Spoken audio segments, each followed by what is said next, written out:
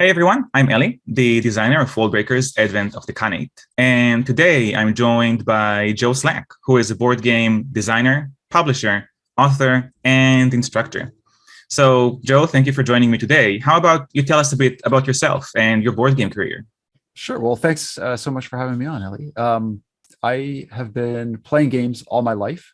I started off, when I was a kid playing, Clue and Monopoly and Game of Life and all those ones, and then got into a board game club at school at one point and learned how to play Risk and got really into that. But, then got into, video games and everything else as you do in your adolescence and, kind of reintroduced myself to board games as an adult playing, party games with friends and then getting into modern board games maybe about almost a decade ago. And yeah, I was playing games, especially party games with my friends a lot. They really liked some particular party games, and they were fun at first, and then they kind of got a little repetitive, a little bit stale. And I thought to myself, I think I could make something like this that's kind of similar to this, but adds a little more creativity, adds a little more of your own personal touch and that type of thing. So I said, okay, let me try it. So I went out and started making my first game and, played it with friends a little bit and, would sit on the shelf and then, do very little with it and then bring it out again and with another group. But, I was always hesitant, like, oh, what if somebody steals this great idea that I have? Or, didn't really know about how to really play test and get out in front of other groups and stuff until I started, learning about some different game design groups and going to some board game cafes and meeting up with other designers and then realizing that, yeah, this is like a real thing. Like I knew about Kickstarter and some of the early successes like Cards Against Humanity and some of the other ones, but I just really opened my eyes to what else is out there. And then I just, when I get into something, I really get into it. And with board games and board game design, it just became like, a big passion for me. And I just started creating more and more games and more ideas, and it just went from there. And at this point, you have 4 published games? I have 4 games published with other publishers, and then I've self-published 1 game and an expansion for that game that's on the way to being manufactured soon. And of course, you have the board game design course. Yeah, it's a course that I run. So I was very fortunate when I left my job in healthcare to do game design and game design related stuff full time. I actually heard about a really great opportunity to teach at Wilfrid Laurier University in their game design and development program.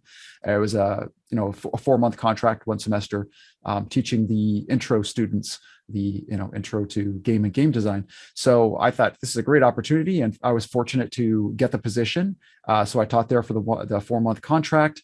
And I had in the back of my mind an idea that I wanted to teach my own course as well. So I thought, this is a good experience to, teach at a university level and, get some experience under my belt. And then I decided, I'm going to go ahead and launch this course. So it's really a course that helps people go from an idea through play testing, through iterating, developing their game to the point where, their game is pretty solid and working well, and then helps them to make the decision what's right for them, self-publishing or pitching to a publisher, or if they just want, just enjoy the process and just like, playing the game with friends and family and, whatever's going to be right for them. For Worldbreakers, I'm pursuing a self-publishing path. And one of the things that really impressed me about all the material you put online, in particular on your blog, is that you're actually talking about what happens after the Kickstarter campaign.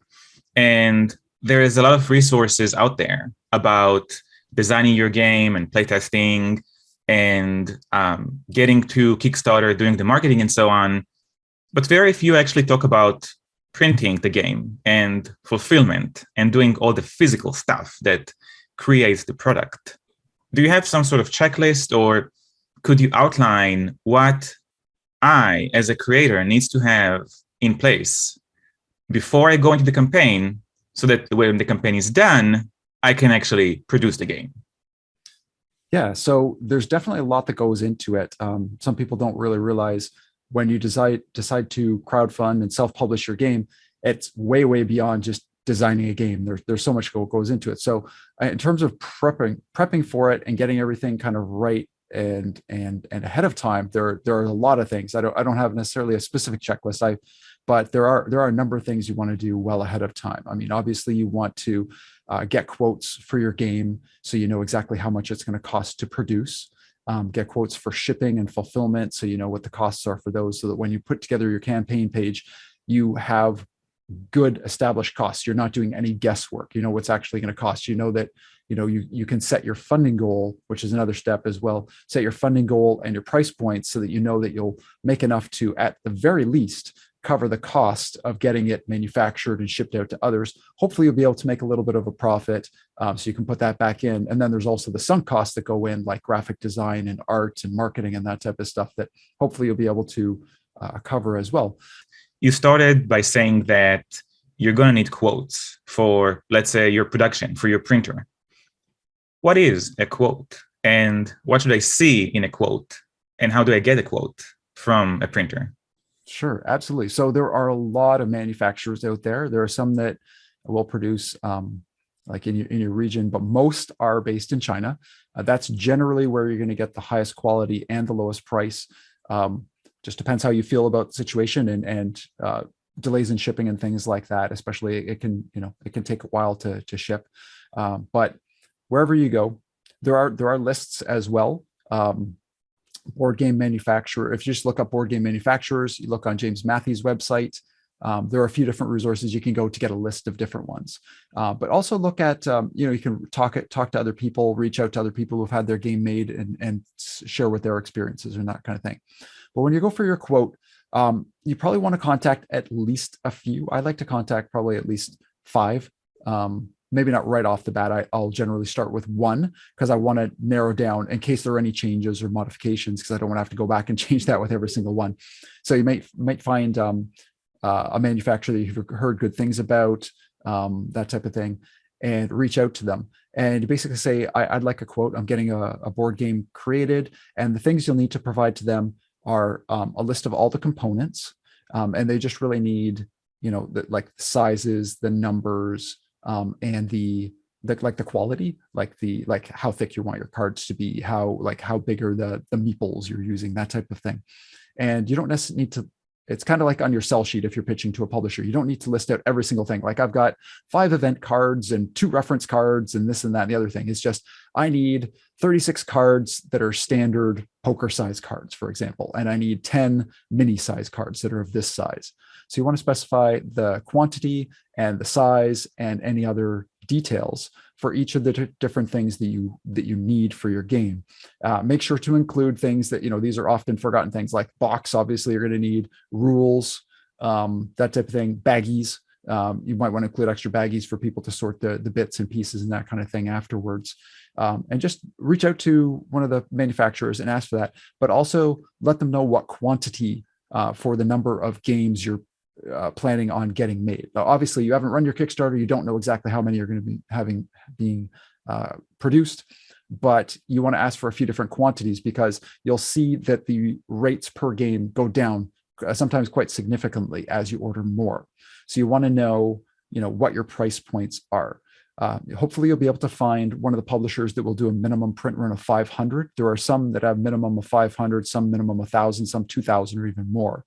So you want to at least start off with one that will do 500. Because if you're doing your first Kickstarter, there's no guarantee you're going to have a big success. You may only sell a few hundred copies, even if you are successful. So you want to be able to do a minimum print run if you only have enough money for that. So ask for different quantities. I would recommend something like 5,000, 1,000, 2,000, maybe 2,500.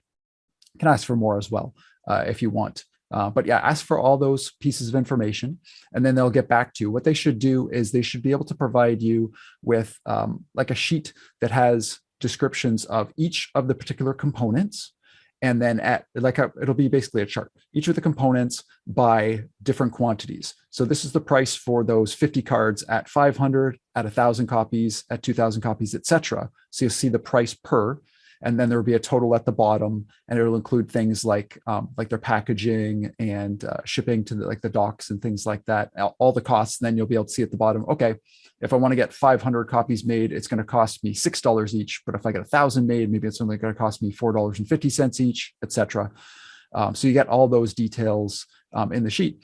And then it's good to do that with just one manufacturer at first, because you might look at it and say, oh, I forgot something, or, oh, this is much more expensive than I thought. Maybe we don't want to use metal coins, or maybe I want to see a price comparison. What is it like if I use cardboard coins or plastic tokens or something like that, just to see different price comparisons? You might even ask, you might say, can I get a quote doing it this way versus doing it this way. And you might see a big difference in something in price. Obviously, you want your game to be high quality and everything, but you also want it to be realistic for the price to be made. So those are the main things you ask for. And then once you kind of get that finalized and make any tweaks and you know exactly what you're looking for, you could reach out to some other manufacturers because you want to do some price comparison shopping. Price is one thing, but it's not the only thing. It is important because if it's a matter of 5 or 10 cents, it's not going to make a huge difference. But if one manufacturer is saying it's going to be $5 to do this, and another saying it's $10 to do this, that's hugely different. So you want to have some different quotes. But there are other things to consider besides price, including communication, like how quickly they get back to you, how good are they about answering questions, did they understand your questions well, and how quickly they're going to get back to you. What's their quality like? You won't be able to see that through a quote, but if you've talked to other people, or if you can ask them for examples of some games they've produced, that type of thing, or find out who's produced certain games, you can see, okay, this company made some really, really good stuff, or this is a little bit shoddy or a little bit on the cheap side. And that might have also been the publisher going a cheaper route too, as opposed to the manufacturer, that type of thing. But those are the main things to consider. And then once you got all your quotes, then you can make a decision about who you really want to go ahead and work with. Once you've made the decision, the quoting process asks you to sign the quote, which in many ways is a legal commitment between you and the printer. So I'm wondering, when should you actually sign the quote? Should you do it before the campaign? Should you wait until the campaign is successful and then sign the quote? What are your thoughts about timing? Definitely after, because one of the big things is quantity. You don't know before your campaign if you're going to sell 200 copies, 2,000 copies, or 20,000 copies.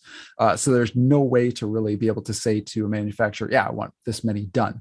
Plus, things might change during your campaign. Maybe like if you have stretch goals, for example, ones that are met will need to be added. Ones that were not met don't need to be added. Maybe you have some suggestions from some backers that are like, oh, okay, that's really cool. Like, for example, Relics of Rajvihara, somebody suggested making a dual layer board. And I thought that was really cool. So I asked the manufacturer about that, and the price difference wasn't great. And I thought, this would actually add to the game a lot. And when I got the sample made, I actually asked them to send me the 2 different versions so I could decide and get a feel. I wanted to play around with it because I'd only played on like a flat board. So they sent me both versions, and I was like, yeah, this dual layer board is great because the pieces won't slide off. Everything is kept more contained. I'm like, let's go ahead with this. But yeah, you always wait till well after your campaign, not even right after your campaign, but well after your campaign, once you've got all your assets and everything sent to them, and they've sent you the digital sample and the physical sample, and you've confirmed everything, and you know exactly how many orders you need, because there's multiple things to consider. There's how many backers you had on Kickstarter. If any retailers also backed your campaign, which I highly recommend having a retailer level, you're going to need to figure out and ask them how many copies they'd want. So you're going to want to add that in. And then if you're doing a pledge manager afterwards, there's going to be some people who upgrade their pledge or find your campaign afterwards, and those will be new orders as well. So you don't even know your quantity until you have kind of all those pieces together. And then you will have to figure out how many extra copies. So let's say between all those, you had 850 orders or quantity for your game. Are you going to print just 1,000 so you have a little bit left over? Or do you think you'll be able to sell a lot more outside of this? I know you'll make 1,500 copies, for example. So you have to look at all those numbers to see what makes sense to you. And do you think those extra copies you'll be able to sell, and how you'd go about doing that? So I would not sign the quote until you've seen everything, like physically received the sample, evaluated it, gone back to them, your manufacturer tweaked anything that's necessary, and then you're happy with everything, and you know the quantity you need to be manufactured. And then at that point, you'd sign off on the quote, or on the it would actually be a contract. It wouldn't be a quote so much, but it would be the contract, because your quote might have the price at 500, 1,000, 2,000, like I said, but the actual contract that they'll send you, it will be for the specific number. So if you say I want 1,000 made, it'll be, here's the price at 1,000, here's the expectations and everything. You'd sign off on that, submit it to them. Normally they would ask for a deposit. So it can vary by manufacturer, but I think the standard in the industry is 50%. So you'd have to most likely wire transfer 50% of the funds. Once they receive that, they can start into production. And then once it's coming close to completion, then they would ask for the remainder to be paid. You hinted at this before about how many people go to China to print their game, but there are domestic printing options, both in the US and Europe and elsewhere. Could you talk a bit about printing domestically versus printing abroad, the pros and cons of each one of these paths? Sure, absolutely. Yeah. When I was first looking into crowdfunding initially, I wanted to learn everything all about it and understand the pricing and shipping and everything else. I did look domestically. So I'm in Canada, and I looked to see if there were any local printers. And the only ones that I found, there was one company that had an office not too far from me. So I actually went and met up with the people there and talked with them about it. They're a printing company, but they're not specifically a board game printing company. So I was like, do I want to be the first board game they produced? So that was one kind of question I wasn't sure about. And the other thing was, even though they had an office nearby, they still printed everything in China. So it was just an office front, but their manufacturer, or the manufacturer that they work with, or the factory that they own, was in China as well. Similar with Panda GM, big manufacturing company that's well known for doing Stonemaier games and a lot of other ones, really high quality. They are located in Canada, their offices, but they own a factory in China. So it's going to be a very common thing. Like, I could not find somebody who actually operated and manufactured everything out of Canada myself. I looked to the US as well. I found a couple different companies, but very, very limited number. When I did get a quote, it was about approximately twice as high, at least at the lower quantities. At higher quantities, it would become a little bit more comparable, but with no guarantees that I'm going to be making 10,000 copies of the game initially as a new creator. It just didn't look that reasonable. And from other people that I spoke with, they basically said that the quality for American production, at least at that time, was nowhere near the same as Chinese production. And I think a lot of it comes down to there's just not the structure, the infrastructure in place. China has a lot of factories. They have a lot that are specialized in games and that type of thing. And there are very, very few in the US and Europe. There are some. And so I've never used them myself, so I can't speak to the quality and necessarily price other than what I've seen. But some things you're going to have to consider is the pricing difference worth it? You could save a lot on shipping, especially right now with shipping prices being so high, especially for freight shipping.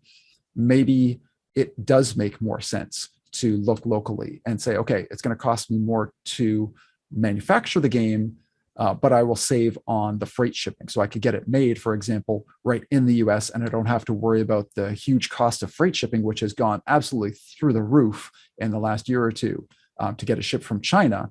So maybe the price balances out a little bit, as long as the quality is also really good as well. So that those are some considerations. And if you're in Europe, I know there are some manufacturers there. So I think it's definitely worth looking into to do some comparisons at the very least, to see what they're like in terms of price, in terms of quality, in terms of communication. The one thing I can't see happening, though, is for the entire industry to change and to say, we're going to do a made in USA model. We're going to get all our games made in the US. Even if people wanted to, even if there was that much demand for it, there's just not enough capacity. There's just not enough manufacturers who could handle that. They would get swamped if suddenly all the publishers rather went to these companies and said, I want to start making my game with you. They would become absolutely swamped, and they would not be able to keep up with it because they just do not have enough infrastructure to be able to keep up with that. Delays would be rampant and everything else. So people would probably wind up looking elsewhere as a result. Just to follow up on one of the things you said regarding pricing, when I compared the quotes, the prices became closer when I got to the 5,000 to 10,000 copies, as you pointed out. And even then, only because containers are so expensive right now. Also, I'd like to point out that some things just can't be found in the US. So miniatures, for example, I'm pretty sure they're only abroad. Do you have any experience with that part? Yeah, I think you'd have to talk to each individual manufacturer if you have specific things, but I know miniatures are definitely a big thing for production in China. So I'm not sure. You're very right, though. There might be some things they're not capable of doing, and in those cases, either they'd say no, or they would have to outsource it, likely to China or somewhere else, another manufacturer, to get that done. Because not every manufacturer can manufacture everything. Some can just do like cards and wooden bits and things like that. But if you want really specialized pieces, you may have to go elsewhere. And even the manufacturer that I work with, Magicraft, some things they have to source out. Their wooden components, like the blocks and that type of thing. Luckily, they have a great other company that they work with, and they turned out to be fantastic. But even some of the manufacturers you work with will have to outsource certain parts. And this is a good place to point out that if you're designing a game, maybe try to stick to standard components for your first production, just because customization is challenging and very expensive. Definitely. Even something like a custom die, like custom dice, I should say. Like a particular mold has to be made for that. And I mean, if you're making things at larger quantities, it's fine. But the mold itself is the expensive part. The actual injection, even with miniatures, the mold can be thousands and thousands of dollars. And hopefully in one mold, you'll be able to fit, a few different parts, like different minis that you're going to be using in your game. But even then, you're going to be paying a lot up front for those molds, and that lasts for quite a while. So they can be used until they break, basically. But the actual cost for like the injection and like the plastics or whatever materials are going in there, that's very cheap. The actual minis themselves are very cheap to produce, but it's that huge cost up front for those molds that go into it. So yeah, if you're doing your first game, for multiple reasons, you want to keep it reasonable. Small card games, dice games, card game, like things that have, not a whole bunch of customized special things, because you don't want to get into something where you have to invest a lot into different molds and different things up front that might not even get paid off, because you need a really, really large number. You need to be like a CMON or something like that, like one of the big companies, to be doing a lot of these big miniatures and big games, because they have the huge quantities. They know they're going to sell a lot of games, so they'll be able to recoup those costs. So I printed a game. Let's say it's in China. There's like 1,500 copies of my game in China. I have 1,200 backers in the US, 200 backers in Europe, and 100 backers, let's say, in Oceania and South America and so on. Yeah. How do I get boxes of games from China to all of these people? What are the steps in the process? Sure. So once the games are manufactured, you're going to have to find a way to get them from point A to point B to point C, depending on where it's going. So you could hire one fulfillment company, or you could work with multiple fulfillment companies. But you also have to be able to get the games to those fulfillment companies. So there are multiple steps. Basically, you have to get the game from your manufacturer to a port. And then let's say, give the example of from China. So you have to get it to the port in China, and then it has to be taken from that port to wherever your destination is. So it might be North America, might be Europe, might be Oceania. And then from there, it has to go probably on a truck or a train to get to the warehouse of the fulfillment center before they can package up your games individually and send them off to backers. So there's a lot of steps in there. And unfortunately, you can't just normally say, oh, okay, one company to just do the whole thing. There's different companies have different responsibilities and roles within that. So the first thing is freight shipping. So you're going to need to find a freight shipper. And quite often you can go through either your manufacturer or the fulfillment company you're working with, and they will arrange that for you, which is great. One less thing for you to deal with, and they can organize all of that. But basically the freight shipping will be taking it from one port to the next. And then they would arrange for getting it to your warehouse. So basically, one company would be responsible for getting it directly from your manufacturer all the way there. And so you can do this through, say, one company. Like, let's say, example, Quartermaster Logistics. You send everything to them. I believe they're located in Florida. They're definitely in the US, but I think it's Florida. So you just have it all freight shipped to them. And then when it arrives in their warehouse, they package it up and get it sent out all over the world. So there are pros and cons with that. I mean, you've got one point of contact. They can probably arrange pretty much everything and handle everything, but you may not get the best price per region. And also, I mean, from my perspective, it doesn't really make a lot of sense to send a game from China to the US and then back to Australia. From China to Australia is much more direct than, than going, all the way to the US and back. So in those cases, you might want to use multiple fulfillment companies. So I used four different companies in different regions. So I used one for North America, one for Asia, one for Australia, and one for UK, Europe, and kind of rest of the world, which is a very small number, but they kind of handled all the rest of the packages. Just because the rate. I'm going to interrupt you for a sec. Could you talk about number of copies? Like just sure. Estimate of how many copies justify finding a new fulfillment center? Sure. So that may be a conversation you might have to have with those fulfillment companies to see if they have a bare minimum. I know, for example, I worked with VFI in Asia and Aetherworks in Australia. And they said, depending on the quantity, if it was a very small quantity going to Australia, New Zealand, for example, like let's say like less than 50, like something like 25 or so copies, they would probably handle it themselves. They would do all of Oceania, including Australia and New Zealand. But if it was over that quantity, then they would split the shipment and send the rest to Aetherworks, who would cover Australia and New Zealand. So they may have certain thresholds independently. But in other cases, they'll ship, whatever you send them, they'll ship out. So you really have to look at what the prices are and if it's worth it to really do that. If you just have like a few copies here and there, it may work out better to just work with one company to send, one game here and one game there, as opposed to sending, just a few games to a fulfillment company. They probably don't want to handle a small handful of games, less than five or 10 games. So I think that the larger it gets, the better. And I think in terms of numbers as well, it'll vary by project, but if you're offering a game all over the world, you'll probably generally find about 50 to 60% of your games will be purchased by North American backers, and then probably around 30%-ish in UK and Europe. And then the remainder will be Australia, New Zealand, and kind of the rest of the world. So those are the kind of numbers you can kind of expect. It'll vary a little bit, but that's kind of just overall expectations.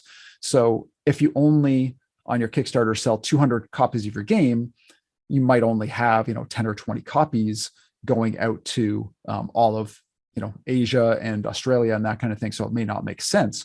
But if you've got hundreds of copies of something, then it makes much more sense to be at least talking to these fulfillment companies and seeing what their rates are. But it's always good to check the rates. And also look at the reputation, of course, if you're hearing, good things or bad things about certain companies, if, damaged packages, that kind of thing. And that's another point too, is you want to send all these fulfillment companies, whether you're working with one or many, more copies than expected, because there's possibility for loss, there's possibility for damage, all those things. Anything can happen.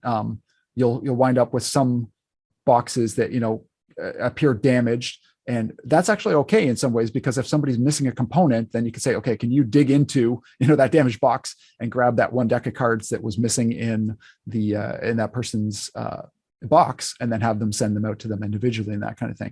But yeah, you want to leave a buffer. I tend to leave about 5% buffer, which is probably higher than you actually need.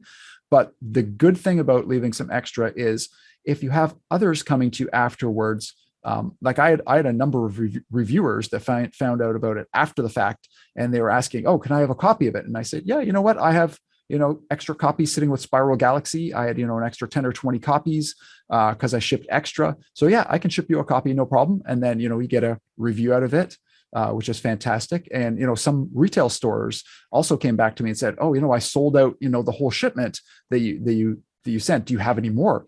And I could say, yeah, I do have some more. How many would you like? Oh, I'd like another 12 copies. Sure, I got them, and I'll get them to send them out. So having those extras is great to cover loss, damage, and also extra copies that may be needed to go out there. Just talk with your fulfillment companies, though, to see how they handle replacement parts and extra orders and things like that. They may want emails coming to you directly, and then you let them know. They may want the backers to contact them directly. They may have a specific email address even to say, backer support at, whatever fulfillment company is, that kind of thing. So they can go to them directly to say, I was missing this piece, or this was damaged or whatnot, and then just deal with that directly.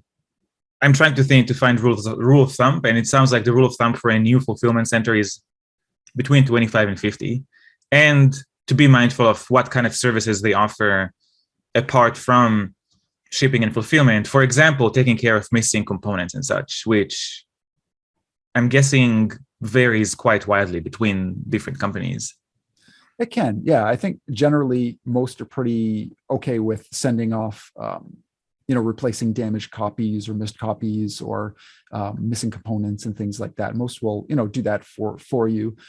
If they say, we won't handle that, then you want to make sure at least to have enough copies sent to yourself so that, if you need to pick some parts out and send them out to individual backers, you can handle that. But yeah, it's a good conversation to have with them to say, okay, once all the games are fulfilled, what happens if somebody's missing a part? What happens if somebody's box is damaged or missing, that kind of thing? Will you handle that? Should they email me? Should they email you? And then you can let your backers know right on your Kickstarter page. You can say, okay, if you're in North America and you have any problems, contact this email address. They'll help you out. If you're in, Europe, contact me and I will arrange for that, whatever the case may be, just so the backers know what the expectation is and what you're responsible for. And in some cases, shipping out like a part, there might be like a minimum charge. If it's like, they have to send out one card or something, they might be like, well, the minimum is, $6 to ship out one thing. In those cases, you might be like, well, I can stick it in an envelope and send it anywhere in the world for a lot less than that. So I will handle certain things.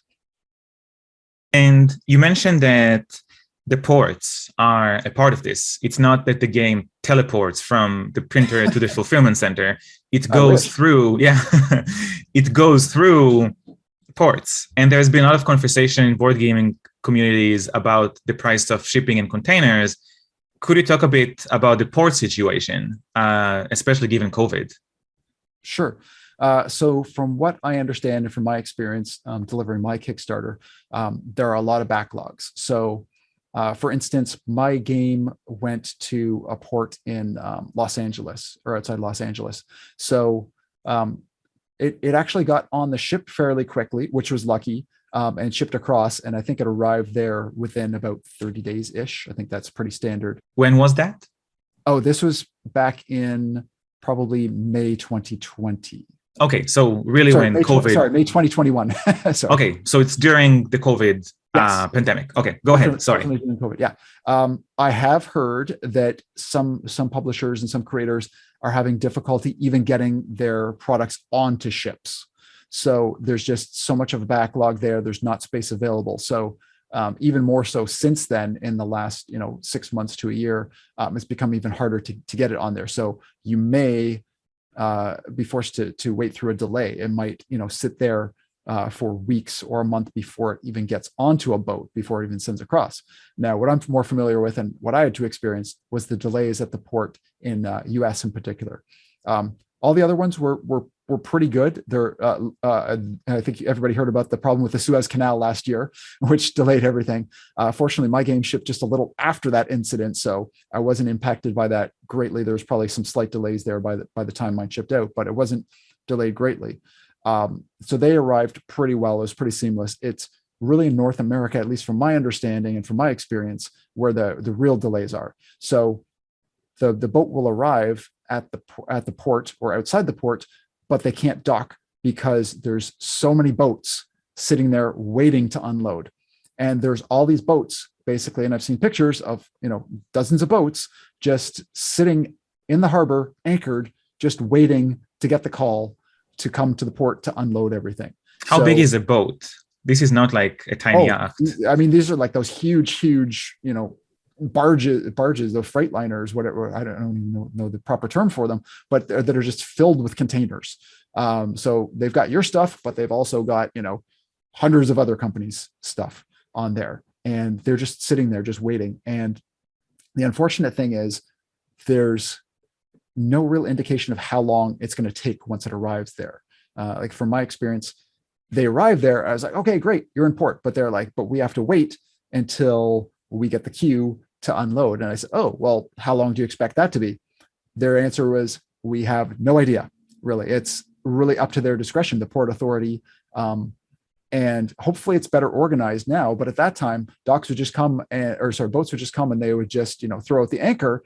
And I don't know if they had any way to really track, okay, this boat arrived before that boat. So there's any kind of priority, or if it was just, okay, you're the closest, or we've seen you waiting here for a while, so we're going to let you unload. I don't know how they actually decided on that, but it was sitting out. It was sitting for about a month before it actually went from the boat landing till it got on a train. And I've heard they can be more than that. So there was a major delay there. And then even once it got on the train, and like I said, I was in communication with my freight company, and I'd email them. And a week later, I'd be like, so any news? They're like, no, we can't tell you anything until the freight is on a train. It's going to be here, and then it's going to be there. And everything in between is completely out of our control, and nothing's going to happen until it gets loaded on the train, basically. So after waiting roughly about a month, we finally got on a train. And then I was even hearing be prepared for more delays. So it took 2 weeks by train to get from there to central US, which would normally only be, maybe a few days. And then from there, it had to get trucked to the warehouse. So they had to book a truck, and there was delays in that and everything. So it literally took months from the time it arrived in the LA port to actually getting to the warehouse. And then I felt even worse for my Canadian backers, because the company that I was using, they had a system where they would get it on a truck and ship it across the border, and then it would have to clear there, and it would go to a warehouse in Canada and then be shipped out. It wasn't a direct ship from the US directly to customers. So it took a while, and it got booked, and then it got to the border, and it sat at the border for a month before it got cleared. So my poor Canadian backers, along with me, waiting for my copies and the local copies to give out, it is just so many delays everywhere, because basically at the border they said, we're prioritizing. So medical and food and other essential goods go first. Basically, everything else is down the queue. So there was no indication of how long it was going to take, but it took about a month just to get cleared from there. And then it got to the warehouse, and then finally out to all the backers. So it was a very, very long process. So also important when you're talking to your fulfillment companies, to ask them exactly how they're going to get the games out to everybody. And I knew this was the process. It was going to go by truck across the border, but I had no idea what the kind of backlog was there, or even how bad it was, at the ports at that time. So in the future, I'm going to be working with another company that's going to be able to directly ship them once they arrive in the US directly to the Canadian backer. So there's not going to be that, period of trucking and then customs delays and everything else. I'm going to try to come up with more processes to get smoothed out. And even talking to the freight companies, though, when I said, well, or the fulfillment companies, does it make more sense to arrive at a different port if one's really backed up? And they're like, well, all the ports are pretty backed up, and one might be worse than another. But the problem is, it's kind of like if you're driving on a highway and you're like, oh, that lane is moving a lot faster. Well, everybody sees that, and everybody moves into that lane, and then that becomes the slow lane. So it's the same thing with ports. As soon as they realize, oh, this port, things are moving faster. Okay, we're going to send more ships there.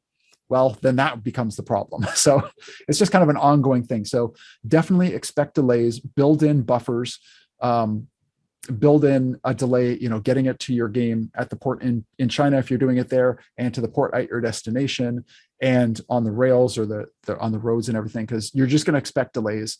And it's better to anticipate those and give a longer timeline, so that backers will, it's better to say it's going to take a year and a half and deliver it a couple months early than say it's going to take a year and deliver even 1 month late. So just lessons learned there.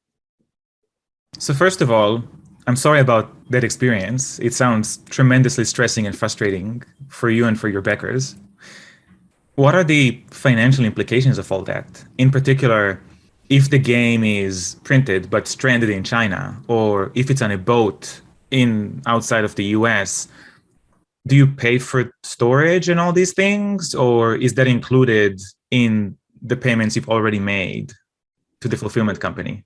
It would be included in the cost. And I think the freight companies probably one of the reasons why the freight shipping has gone up so drastically is because they've had to have these ships sitting in ports and things waiting for so long, because they have to, they have to pay all the workers that are on their ship and everything. And if they're just sitting at a port for a month, not delivering anything, they're losing a lot of money because they're not going back and forth delivering things anymore. So I'm sure their costs have gone up astronomically. And as a result, people are paying upwards of 5, 6, even 7 times as much for freight shipping right now as they would pre-pandemic, which is significant. So I like the biggest cost is going to be in the freight shipping, but when they tell you this is the price it is right now, that's the price you can expect. However, if you get a quote now, your quote's going to look very different. If you ask them, okay, well, we're ready to ship now, and it's 2 months later, those prices change. They're changing weekly for freight shipping. So they can say, well, this is what it is now, but it's not going to be that. It might be higher, it might be lower. We have no idea really what it's going to be like in a couple months.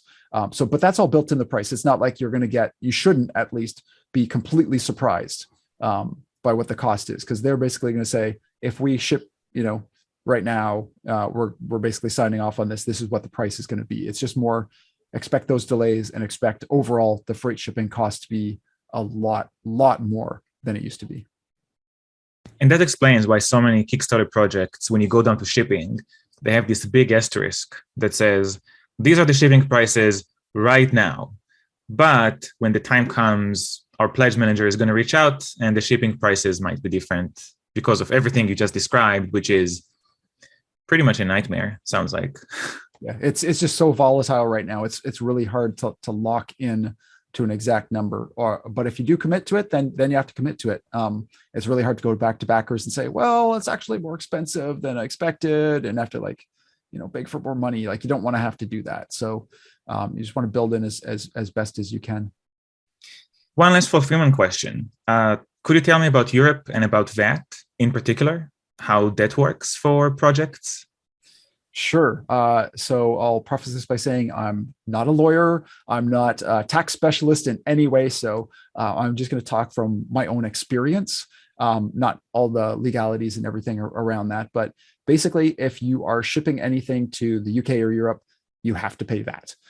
So be prepared for that. If you don't charge your backers that, then it's going to come out of your costs. So there are multiple ways to do that. Unfortunately, something like Kickstarter, if you're using Kickstarter, you can't charge a tax specifically. You could build that into your price one way or the other. But if you're shipping to other regions where there's no tax, it's kind of unfair to say, well, we're just going to bump everything up by 20% or whatever. And even within the VAT regions, it can really vary. I think it ranges from about 17 to 27%, somewhere around that. So each region, even within Europe, is charging a different amount. So the easiest way to do that is to clearly say on your campaign page, so people don't get shocked, don't get surprised, that VAT and like taxes, any taxes and shipping will be charged after the campaign. And then go ahead and put that in your pledge manager. Just make sure it's clear so people don't get surprised. And then when you have your pledge manager, then you can set your rate. So if you're using something like GameFound that I used, you can set the rate per region. So somebody goes in and puts in their address and they say, okay, it's 20% VAT on this. So they're going to have to pay that out. And then you'll collect your shipping and everything else. So you collect it after the campaign, which makes it a lot easier. And you can have it set up for different regions. And then in terms of actually paying it, you'll have to be set up for that. So you can get yourself signed up for they have a one-stop shop that they have set up now, where you can get set up and just pay, instead of having to pay okay, I owe this amount to this region, I owe this amount to Italy, and this to France, and this to Germany, etc. You can have one place where you pay it, and then they just distribute it appropriately to the right countries or regions. So that's one way to do it. The way that I am doing it personally, I'm working with Spiral Galaxy. They're in the UK. So they are now officially outside of Europe, I guess, with all the changes. But so for the VAT that's going to UK or for the VAT related to UK backers, they will bill me for it. And I've already collected it. So it's like, okay, they say this is this amount. I should have already collected that amount. Here you go. They cover it. And they're also covering that for Europe. They charge a small administrative fee, but they are actually able to collect that for me as well. So what they'll basically do is just send me the bill. This is how much it is for shipping. This is the amount for VAT, any other custom fees or any other charges. And I just pay that bill to them. My VAT's all covered. They're basically working as, I'm not sure what the right term would be, but they're like almost an intermediary or somebody that's basically a representative for me. I'm paying, the taxes are being paid. I'm just going through them to pay it, to make sure that, all the governments get the money that they've requested. So just to make sure I understand, there's two parts to this. One, there's collecting the VAT, and two, there's paying the VAT to the respective countries. And as a project creator, I should be mindful of both of these steps. Absolutely. If I miss out on any of them, I will be in trouble. Yeah, exactly. You have to pay your taxes. And even if you're in Canada, the US, elsewhere, the law requires that to be paid. For other countries, you're going to have to look into your own specific country, that type of thing. I'm in Canada, so I have to charge and collect tax for within Canada, but also within the UK and Europe, that is a requirement. I am not required to collect and pay taxes for US backers, which I'm thankful for. That's a huge number, a huge percentage, but I'm not in the US. If you're in the US, I imagine you would have to, because you have to pay your taxes. That's your home country. But even though you're not in the UK or not in Europe, you are still required to do this. So whether or not you collect it, you still have to pay it. So if you decide not to collect it from backers, they're still going to come to you with the bill and say, you owe us this amount of money.